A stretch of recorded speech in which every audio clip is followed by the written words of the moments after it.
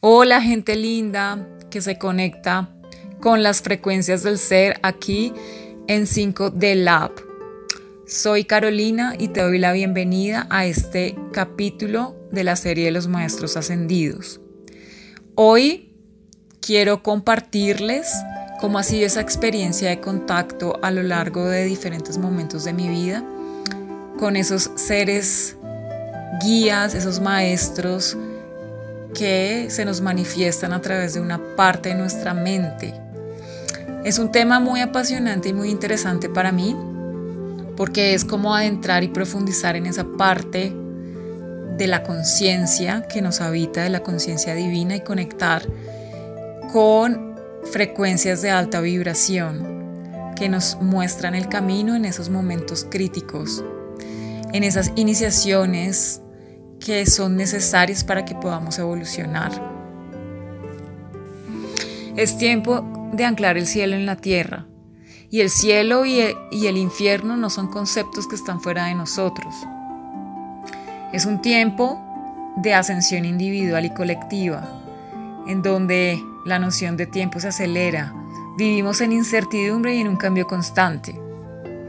Ese tránsito es necesario para derrumbar paradigmas individuales dentro de nosotros mismos, así como también estructuras, sistemas obsoletos, a una conciencia que se expande y evoluciona hacia frecuencias más refinadas. Esa expansión nos lleva a recordar, a liberar y a purificar memorias de miles y miles de años, para que nuestro ADN humano se actualice, así como se actualiza un software para una versión mejorada y mucho más sofisticada.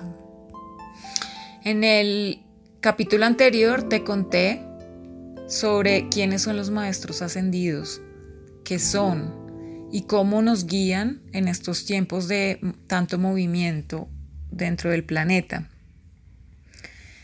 Y bueno, pues aquí estoy para contarte cómo he conectado con ellos. Y para empezar, te quiero compartir que a lo largo de mi vida he notado que ese contacto se ha manifestado en estados de soledad, entre comillas, de renuncia, de tomar un poco de distancia a esa cotidianidad y a ese mundo exterior que demanda y demanda siempre estar en función de esas cosas externas. Entonces, la meditación ha sido un vehículo para poder también entrar en otra frecuencia y en otra vibración, para poder escucharlos, conocerlos y dejarme guiar. Además de eso, he dedicado gran parte de mi vida a la labor constante de sostener y cultivar, por mi propia elección, una visión interna que desde niña he tenido, una realidad amorosa y pacífica, junto con una profunda conexión y reverencia por Madre Tierra y Gran Espíritu. Principalmente se me han manifestado en esos tiempos de soledad, de meditación, de introspección, en medio de la naturaleza. Y pues por supuesto también he tenido encuentros intelectuales con ellos a través de libros y de información que circula en nuestro plano 3D con la que estamos familiarizados, no simplemente de modo intuitivo. Y esa información he ido comprendiéndola e integrándola a través de esa práctica espiritual y esa labor que ha sido silenciosa durante muchos años, en donde he tenido que afrontar grandes desafíos, grandes es un decir, desafíos importantes que han sido esos derroteros que me han llevado a evolucionar en este camino y a crecer. Se dice que todos los seres humanos somos canalizadores naturales según nuestras frecuencias y nuestra energía disponible. Yo personalmente así lo creo, y estamos aquí para conectarnos con ciertas frecuencias. Unos se conectan con unas frecuencias en particular, así como existen emisoras de diferentes géneros de música, rock, música para bailar, música clásica. nosotros funcionamos básicamente de la misma forma. Algunos conectan con vibraciones más materiales, relacionadas con la materialidad, y otros con tendencias más espirituales, sin que ninguna sea más importante que la otra. Desde niña tuve mucha afinidad y cercanía a las tendencias más espirituales, sintiendo un llamado por las experiencias que tuve a esa quietud, contemplación, observación, silencio, y siempre con un intelecto curioso y una alta sensibilidad. Desde muy joven recuerdo que meditaba de forma intuitiva, ya que aprendí algunos ejercicios de mis padres, especialmente de mi madre, que nos incentivó a mis hermanas y a mí a acercarnos a temas de metafísica. Y mi padre pues tenía libros en su biblioteca relacionados con el tercer ojo. Había un libro que se llama así, de Lobsang Rampa, o Yo visité Ganímedes. Recuerdo que a los 8 años tenía mucha afinidad con los temas de estos libros. Sin embargo, cuando cumplí 24 años fue cuando realmente y formalmente comencé mi camino teórico-práctico con la meditación. Ese día, recuerdo un 11 de diciembre, después de un gran esfuerzo, finalizaba el ciclo de mis estudios universitarios en el área de administración de empresas. Me costó mucho llegar a ese día debido a la carga que me había autoimpuesto de manera inconsciente para satisfacer las expectativas de otros. Así que para mí era un día de celebración y yo no me hubiese imaginado en aquel entonces la puerta que empezaba a atravesar.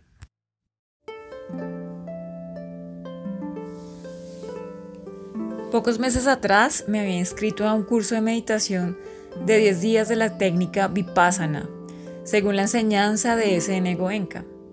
Estaba en mi ciudad natal, en Bogotá, y había podido lograr un cupo en medio de las altas listas de espera por estos cursos, pues la alta demanda. Así llegó entonces el día cero, ese día, de la acomodación y las instrucciones preliminares antes de entrar en el noble silencio, por alrededor de 10 días y seguir prácticamente la rutina de una monja. O sea, iba a estar cumpliendo un horario de meditación de 4 de la mañana a 9:30 de la noche. El cansancio, el agobio, la tristeza, la frustración y la incertidumbre sobre el siguiente paso en mi vida, junto con la esperanza de encontrar respuestas estos 10 días y una sensación de seguridad que percibía en ese instante, me indicaban que estaba en el lugar correcto. Esa mezcla de sensaciones y sentimientos eran los que me acompañaban en aquel entonces. Previamente había leído información acerca de la técnica. Decía esa información que Vipassana significa ver las cosas tal como realmente son, que es una de las técnicas más antiguas de meditación de la India y fue redescubierta por Gautama el Buda hace más de 2500 años y fue enseñada por él como un remedio universal para males universales, es decir, como un arte, el arte de vivir. Es una técnica no sectaria cuyo objetivo es la total erradicación de las impurezas mentales y la resultante felicidad suprema de la completa liberación, de la curación, y la curación no solamente de las enfermedades, sino la cura esencial del sufrimiento humano. Es su propósito. Cuando leí esta información, dentro de mí se empezó a activar algo y sé que con toda seguridad fue el llamado a emprender el camino de la purificación de mi mente para conocerla y cultivar el camino medio, el camino del equilibrio, de una vida equilibrada.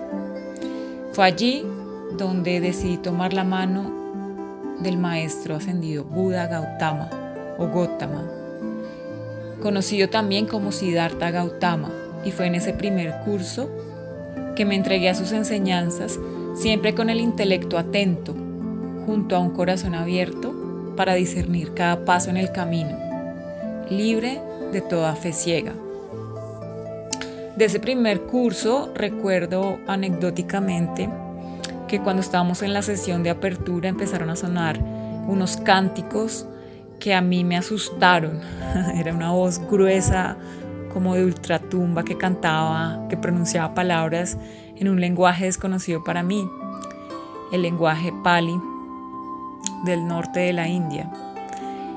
Sin embargo, después me empecé a familiarizar con los días, con esas vibraciones y a poder integrar y a comprender el mensaje compasivo y luminoso que traía. Sin embargo, pues fue muy impactante para mí escuchar esa voz. Bueno, volviendo al tema de los maestros ascendidos, antes de continuar con esta historia, se dice que cada persona tiene por lo menos un maestro guía, un maestro ascendido principal, que lo acompaña durante toda su vida de manera consciente o inconsciente, y puede contar con un equipo de al menos 5 maestros en las esferas celestiales, que pues se van presentando en momentos diversos de la vida, cuando la persona está lista para avanzar. En mi caso en particular, he tenido la fortuna y la bendición de entrar en contacto directo con maestros como Buda, Jesús o Sananda, Saint Germain, Kuan Yin, Madre María y Lakshmi, además de conectar con la asistencia de otros maestros en momentos específicos.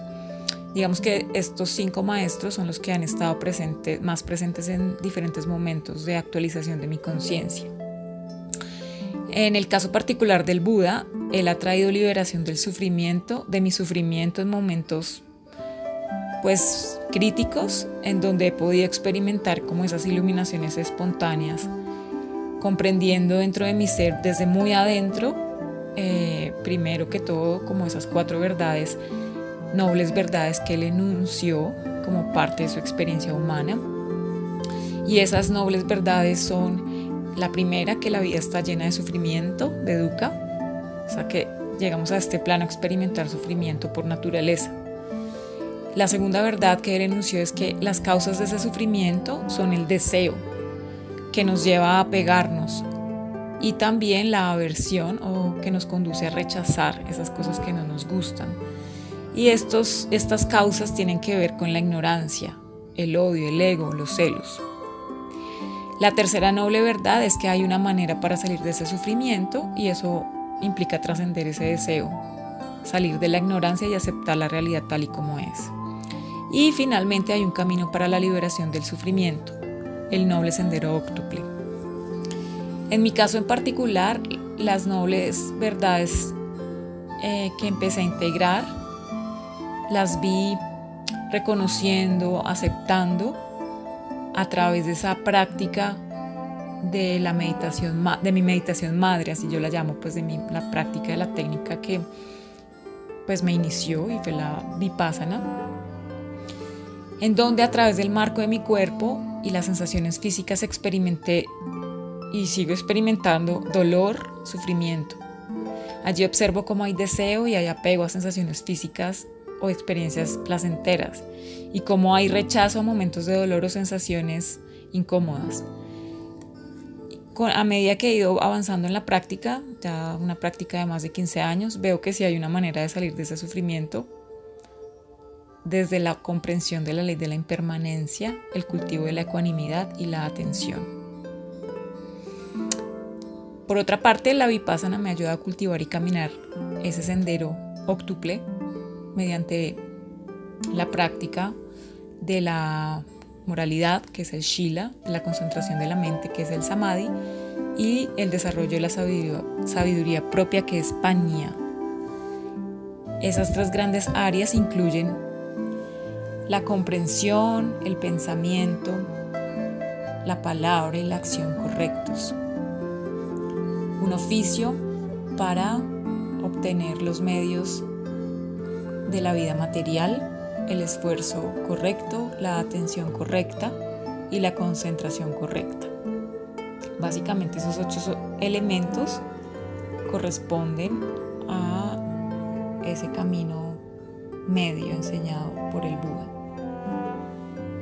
Ese camino, esa enseñanza me ha llevado a soltar condicionamientos muy antiguos que estuvieron incrustados en mi mente de manera inconsciente por muchos años, a través de la educación, la cultura, las diferentes experiencias y pues entre otras cosas.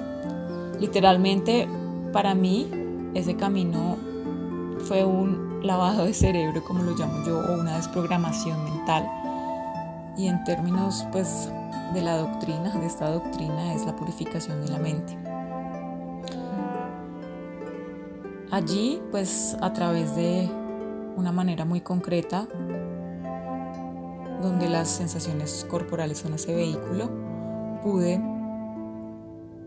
experimentar esa integración. Desde luego que no ha sido un camino de pura luz en absoluto. Eso ha implicado descender a mi propio infierno y ver mi sombra de frente, encontrarme memorias de rechazo, de abandono, de manipulación, jugando el rol de víctima y victimario en esta vida y en otras líneas de tiempo. Observando esto a través de sensaciones físicas, visiones internas y dándoles luz para paso a paso poder liberar esos patrones y generar apertura del corazón y así poder cultivar y restaurar la compasión, el amor, la paz interior y la sabiduría propia. La presencia del Buda me han permitido integrar y cultivar la ecuanimidad, la impermanencia y la atención, así como habitar un espacio de apertura aquí y ahora, en donde con mayor frecuencia genero respuestas en lugar de reacciones automáticas. Su energía me invita al equilibrio, a la presencia alegre y juguetona, despojada de prejuicios, con una intuición afinada, a mantener abierto y activo el chakra 6, ese tercer ojo que llaman, y acceder a visiones que transmiten sabiduría propia en conexión con el macrocosmos o el universo infinito. Así que la conciencia búdica aporta claridad mental, paz interior, equilibrio mediante el camino medio, conexión interior y aceptación. Te invito a que conectes, a que invites a Siddhartha Gautama cuando requieras practicar meditación. Cuando quieras ser moderado, necesites moderación. Cuando quieras sobreponerte a cualquier forma de sufrimiento y cuando estés en un proceso de crecimiento espiritual.